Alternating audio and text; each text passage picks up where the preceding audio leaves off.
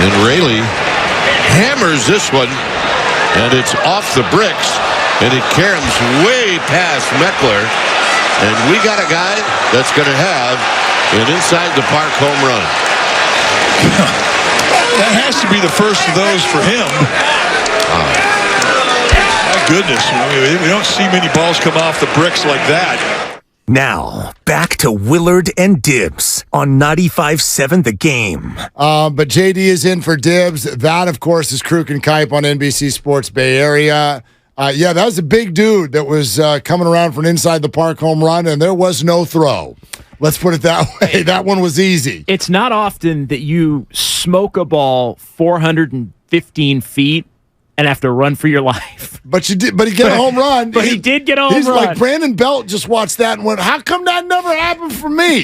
Those things always turn into doubles. I could have had 10 of those.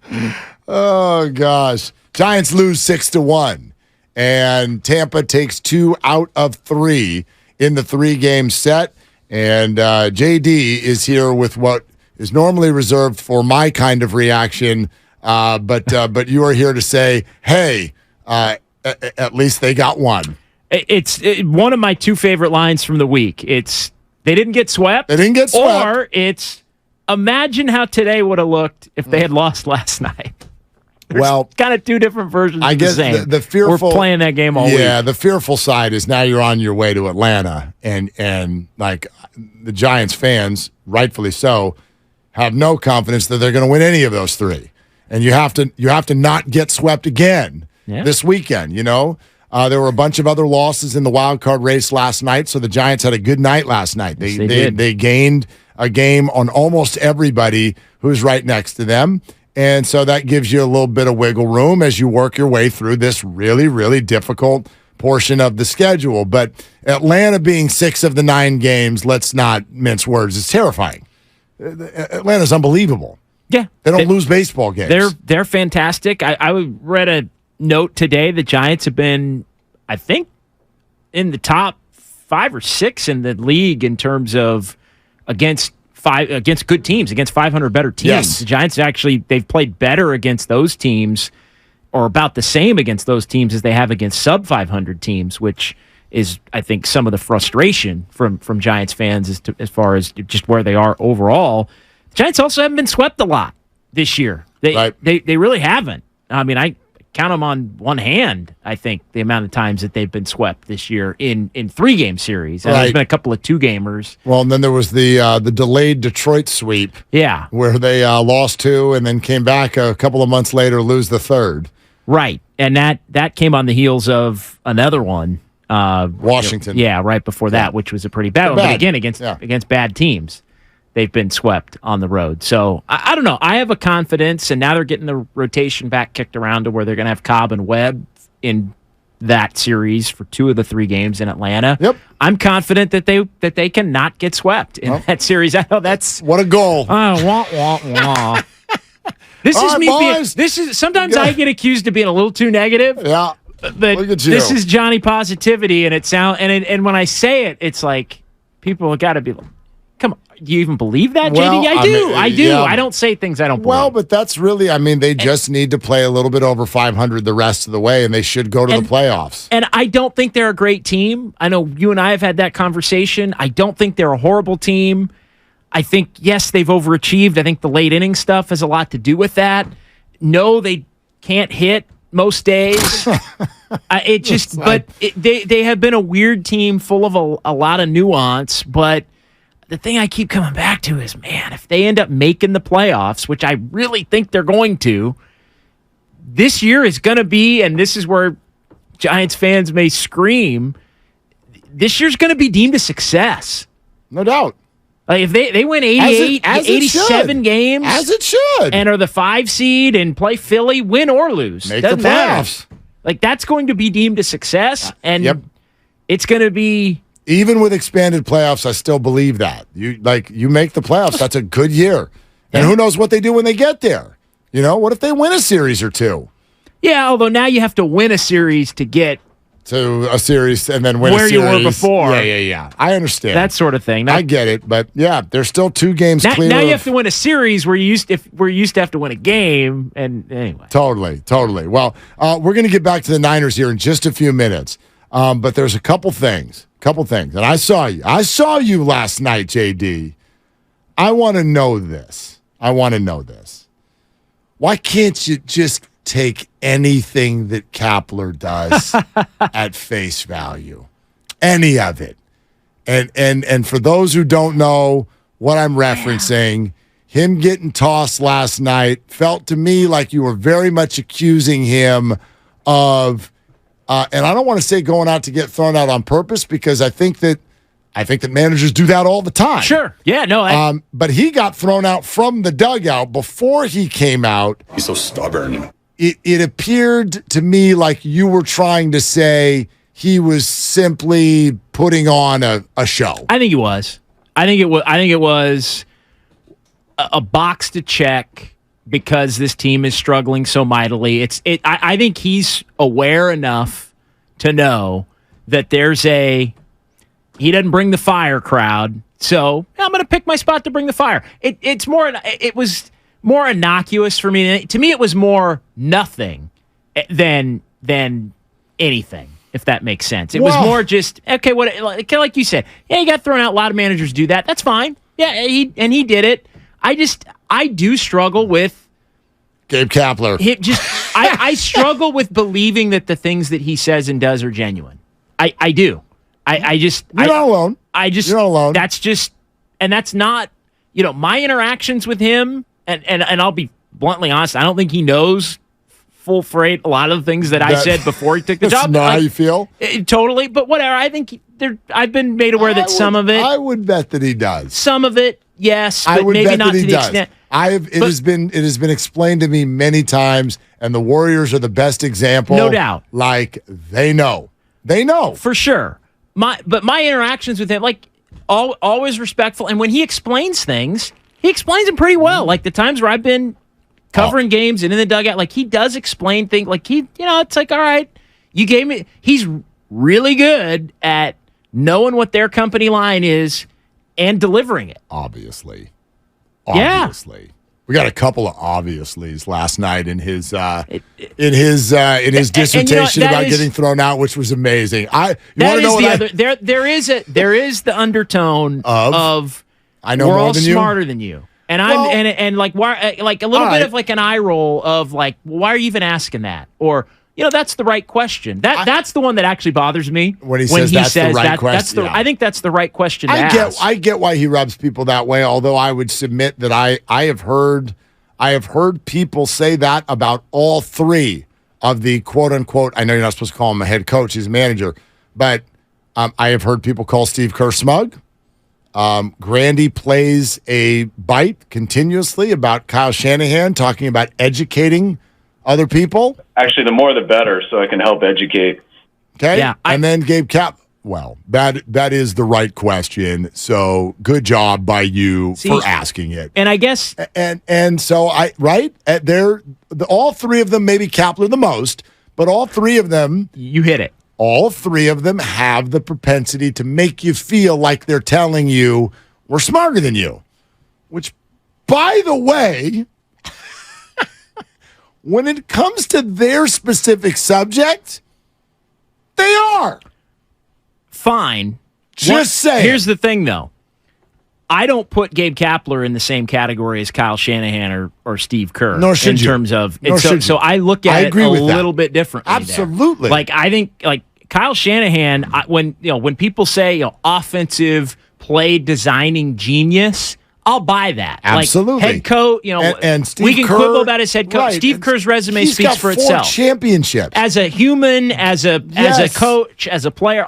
Gabe is much Gabe is like, well, he's newer. I don't know. He's younger and newer. I'm not totally discounting it, right? But it's like you're not on that level. No. I'm not. I don't. No, he's not. He's not. He's got a manager of the year on his resume. That's about as far as that goes.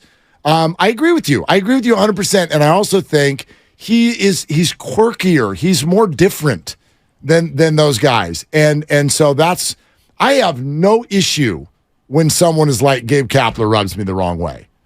I will tell you, I find everything he does to be the most amusing freaking thing I've ever seen in my life. That's just me. And those things have nothing to do with managing baseball, by the way. I think it's super quirky and weird and interesting that the manager of the Giants puts on black denim, rides a bike down the Embarcadero, finds a burger, and makes an IG Live. It's totally weird. Literally dripping with flavor. I love different. I'm from the Bay freaking area. Yeah, and that's fine. I love different. I don't. You know what I mean? I love Bochy too, but you know what I don't? I don't want cookie cutter manager. Well, we thought that hit and run and this, get out of here. I dig it. It's different. So that's me. I get it. I get it if Gabe rubs you the wrong way. It also is, and this is the thing that I've come to accept, he is just an extension of what they do. That's what they're all doing. It's not. And you don't have to love it. I get it if you don't. And that's fine. I was having this conversation with somebody, with a friend of mine. It's this notion, because I think this happens a lot with the Giants. Farhan has been terrible.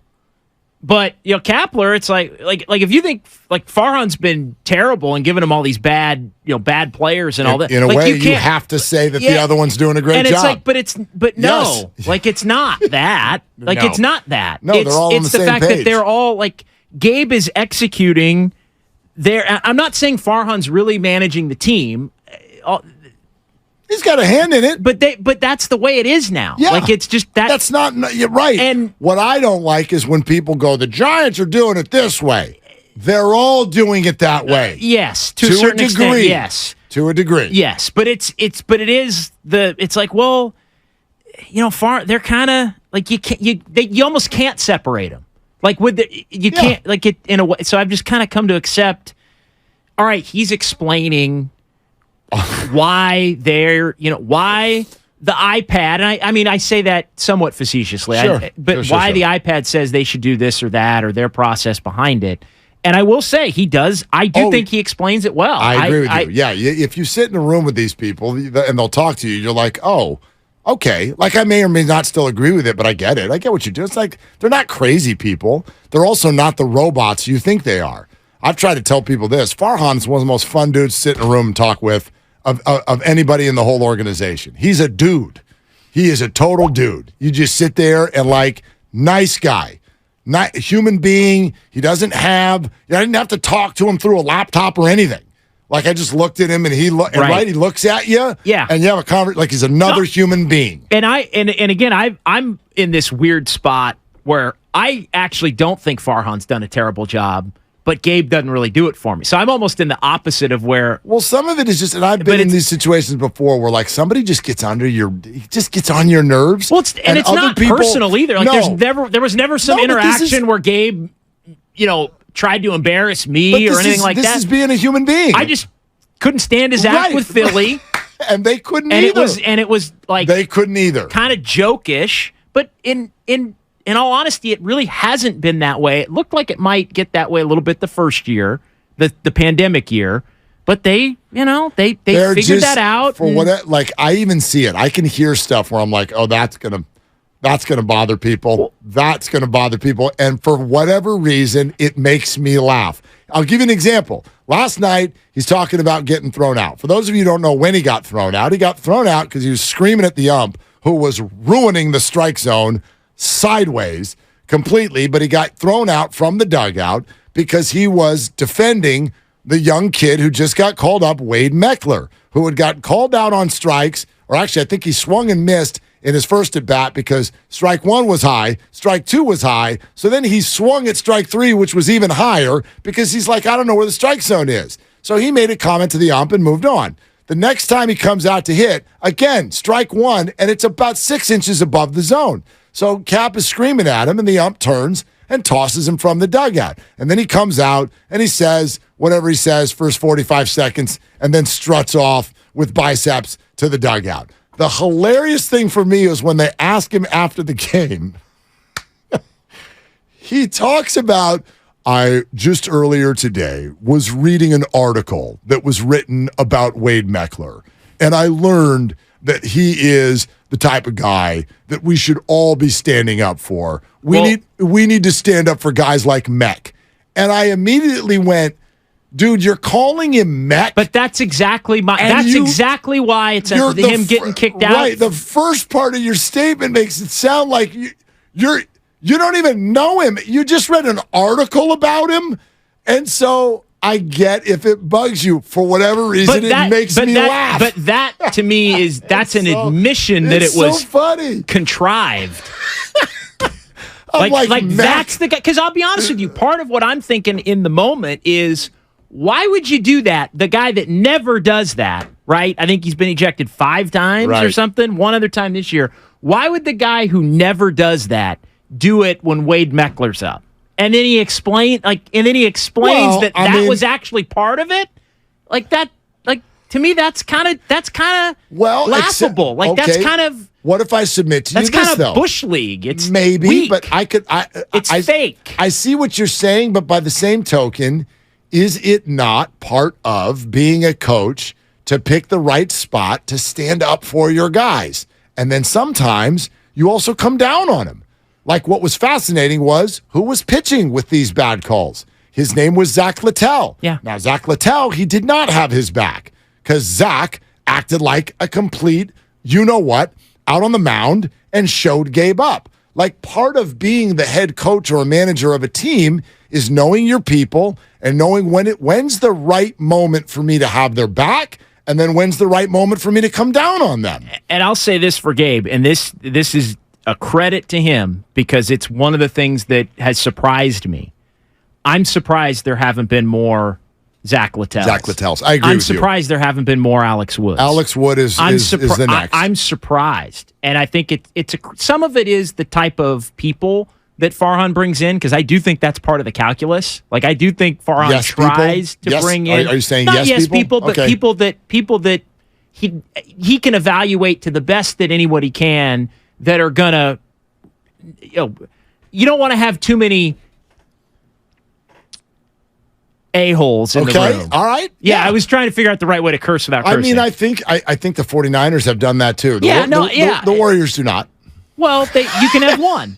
Okay. Now they have 2. We'll see how it works out. Good point.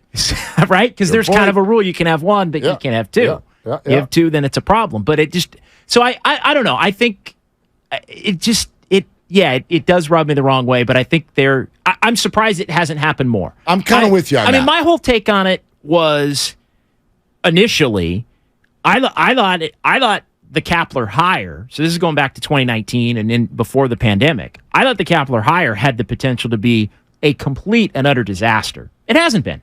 Like I was wrong. Like I've said, like I was wrong. That was one of the most. Forget about 2021. Like it just hasn't been. This year it hasn't been. Last year it wasn't. Even though they were 81-81. Wouldn't you agree? Because I mean, for a good portion of my career, I'm obviously following the Bay Area from where I lived, which was not here for a good portion. But wouldn't you agree that was one of the most tense press conferences? Yeah, it was in recent memory in this city. It was. Yeah. I mean, I remember thinking, okay, Bruce Bochy, Felipe Alou, Dusty Baker, even Roger Craig, R.I.P., just passed away. Like you could go back basically my whole lifetime, and it's like those are the 4 managers. And I remember thinking to myself, you hire this guy? Like that ain't gonna fly with. No, it's one of the things when people ask... The fan base. Yeah, it's one of the things when people ask me, and I get it a lot, like, why do you defend these dudes so much? Why are you on... Like, because I do think they make mistakes, but I do think that they do a good job. I do understand where they're coming from, and I also like part of their process.